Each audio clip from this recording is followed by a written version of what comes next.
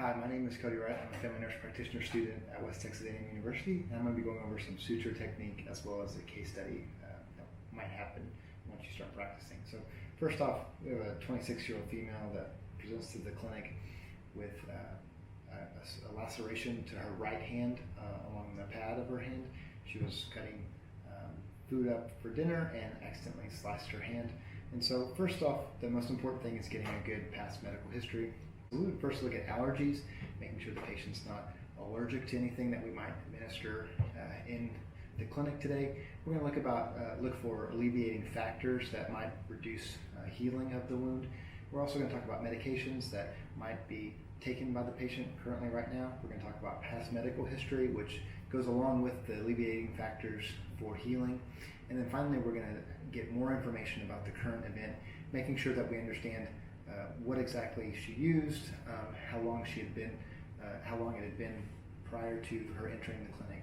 And so first and foremost, when she comes in, we're going to have her sit down, we're going to go through the interview process, and then we're going to start sterilizing the wound. We're going to clean the wound with sterile saline, making sure there's no foreign bodies or debris in the wound. We're also going to make sure that the patient's not complaining of any bone pain, and also that her arms, ligaments and muscles move correctly, so that way we know it's more superficial.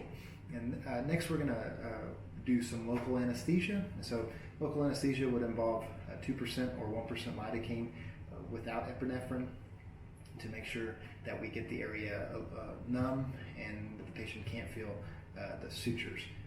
So after the local anesthesia has set for about 10 minutes, we're going to start the suturing process, and the first thing is Sterile Technique. And so Sterile Technique keeps the field of the wound healthy and make sure that no more infection is brought into the wound.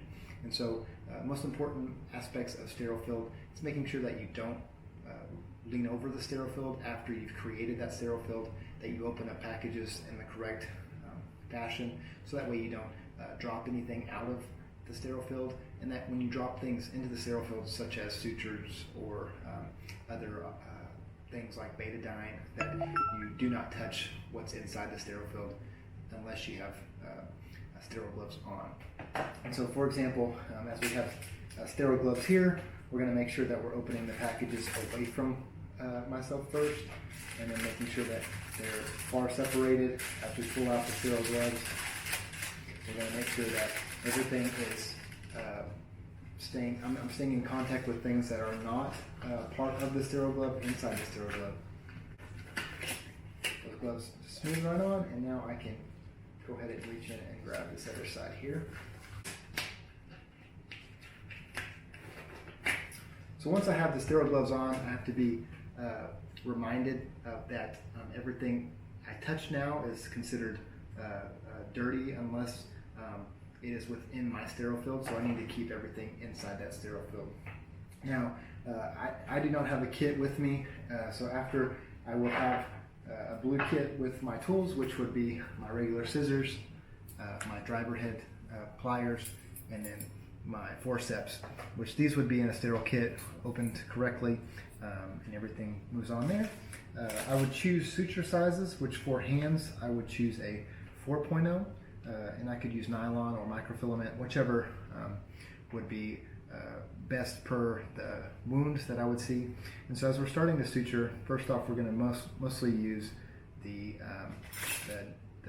needle driver. And so I would, of course, grab this along the base of the needle here, and I'm going to use a pushing technique to create the sutures. And so as I start, again, I'm reminding myself of sterile field and where I'm touching to make sure that everything stays clean. I grab it here, and I use a swooping technique on one side of it to push through and make sure that everything is there, and grab this other side, and I'm going to pull right on through. I grab it again here, grab the wound, and pull on through. I'm doing my best to make sure that the suture line is similar on both sides. As I pull the suture line through, making sure I know where the needle is at all times, and I'm leaving myself a little bit of room at the end. Now as I suture, I'm going to be doing 2 rolls there, grabbing it and pulling it on through, making sure it's approximated very nicely. As I move on from there, we'll do 1 swoop. We're going to pull tight and keep everything on one side. Now I will continue to do a few more pulls between 2 and 3.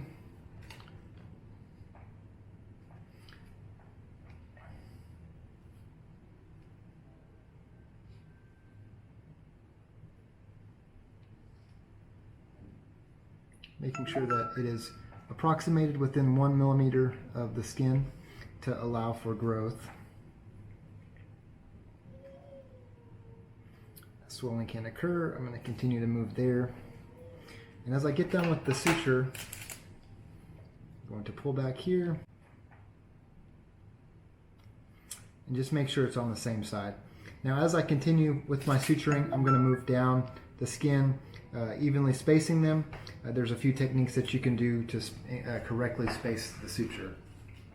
And so once the suturing is completed, we're going to place the patient on Bactroban, which is antibiotic ointment, just to make sure we prevent infection, localized infection after the suturing.